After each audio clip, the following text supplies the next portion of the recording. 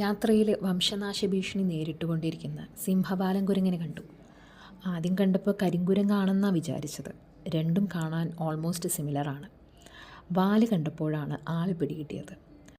കാട്ടിലൂടെ നടക്കുമ്പോൾ ഒരു പ്രത്യേകതരം ശബ്ദം കേൾക്കാം നമുക്ക്.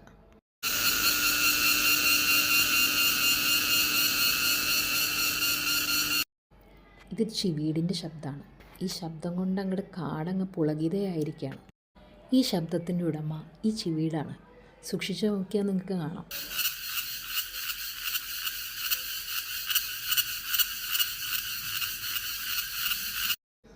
കേശവൻപാറ ഈ മീനച്ചൂടിൽ പഴുത്ത് കിടക്കുകയാണ്.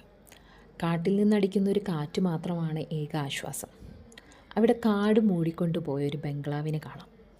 ഒരു പോസ്റ്റ് അപ്പോക്കാലിപ്റ്റിക് സമൂഹം ഇങ്ങനെ ആയിരിക്കും അല്ലേ? മനുഷ്യൻ ഈ ഭൂമിയിൽ നിന്ന് നാമാവശേഷമായാൽ കാട് ഏറ്റെടുക്കും നമ്മൾ പണിതുയർത്തിയ ഈ കോൺക്രീറ്റ് ജംഗിളുകളെല്ലാം. അങ്ങനെ 5 മണിയായപ്പോൾ മല പതുക്കിറങ്ങി.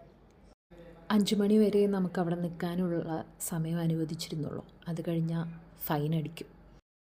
യാത്രയുടെ ക്ഷീണം മാറ്റാൻ 41 ഡിഗ്രി സെൽഷ്യസിലും നല്ല സ്ട്രോങ് ചൂട് ചായ മസ്റ്റാണ്. എണ്ണക്കടികളിൽ നിന്ന് ഒരു ബോണ്ട കഴിച്ച് തിരിച്ച് വീട്ടിലേക്ക് ഞങ്ങൾ പതുക്കെ തിരിച്ചു.